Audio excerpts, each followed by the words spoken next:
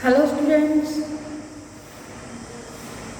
today once again I am here with your political science chapter number 3rd, that is election, class 11th. We have discussed almost all the major content from this chapter,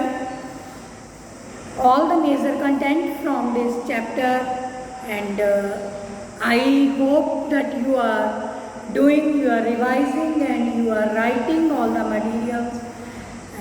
Very soon you have to deposit your notebooks in school office for checking, so that I can check what you are understanding and how you are representing the things, how you are representing these things. Accordingly, I will see that what is to be done, which improvement is needed.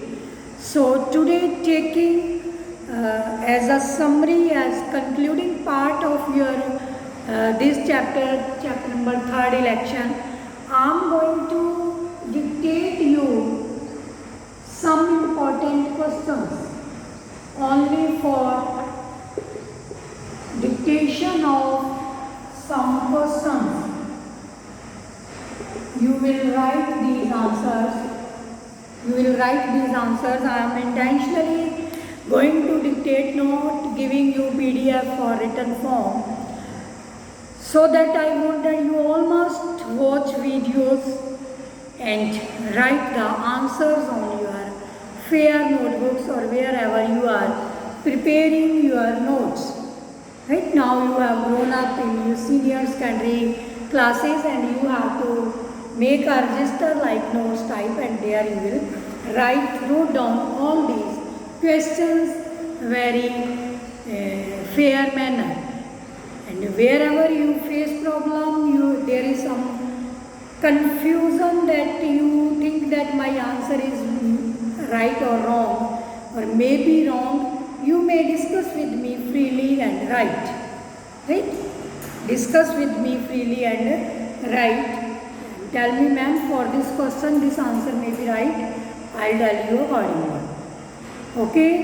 So let us start dictation of the questions. Question number 1. Importance of the elections in democracy. Question number 1. Importance of election in democracy. You have to write it for 3 marks. Then the next is 1 mark question I am going to give you. First one is, what is the tenure of the member of election commission? What is the tenure of member of election commission?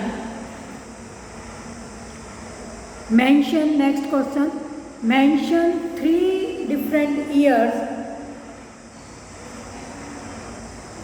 when changes were made for the election commission, single member, 2 member or multi-member. Mention the years accordingly. Yes, dear students, now our third question is, who is the present Chief Election Commission? Very, very important. Who is the present Chief Election Commission?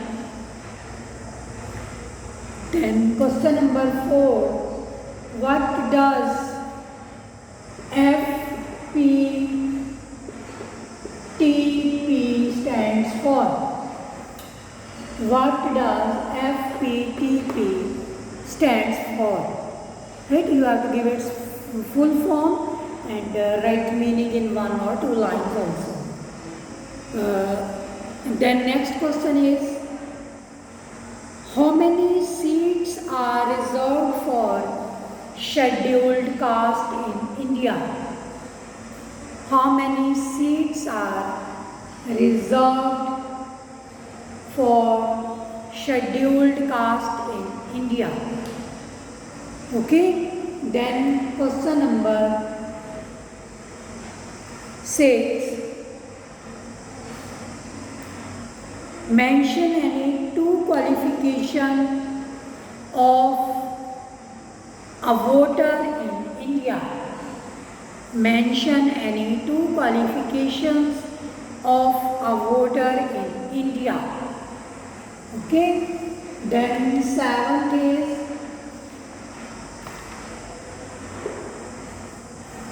seventh question is major two qualification for the candidate who contest the elections. Major two qualifications for the candidate who contest the election. Then question number 8. Mention any two stages of electoral process. Mention any two stages of electoral process.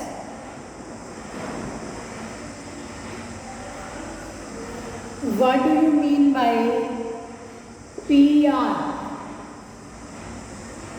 What do you mean by PR?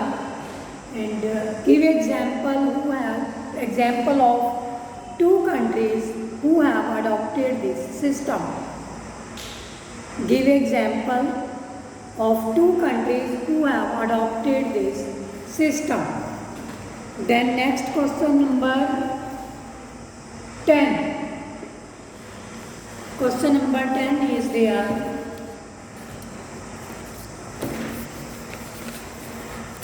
You have to write here. For question number 10, you have to write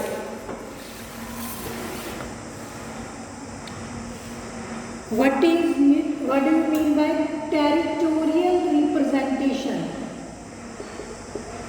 Territorial representation. It is proportional representation. And next question is territorial representation. And you have to mention its merits also. Two advantages, two merits of this system. Two advantages or two merits of this system. Then question number 11. Question number 11.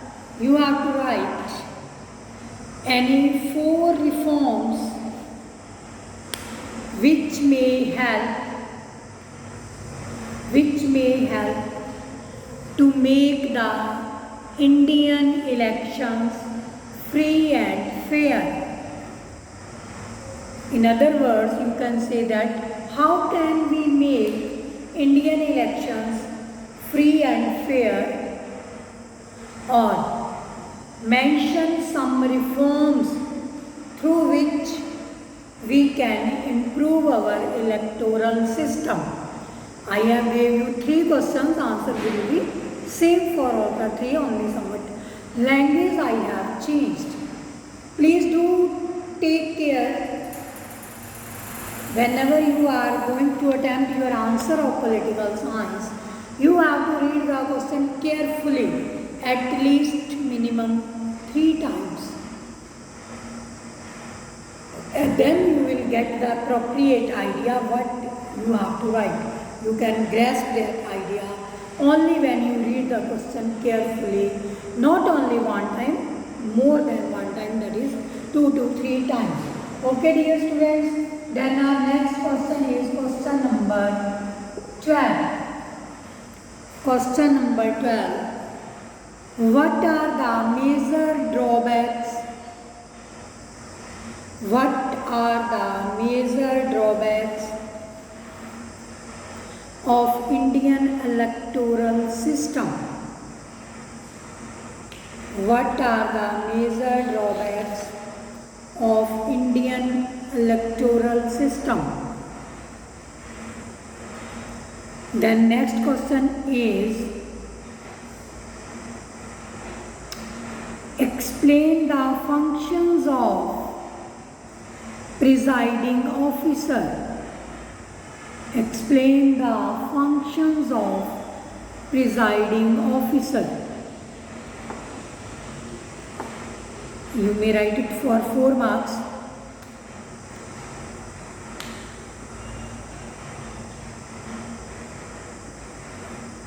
And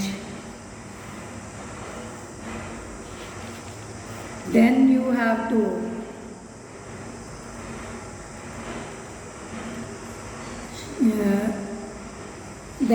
to write about what are the essential values. Question number 40. What are the essential values attached to Indian electoral system? Attached to Indian electoral system. Okay students, that much for today. You have to write. Intentionally I have given these questions because tomorrow next day is Sunday, so you may get full time to get it prepared and get it right.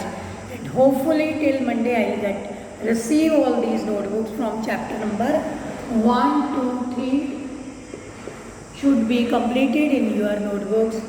I'll award you marks accordingly.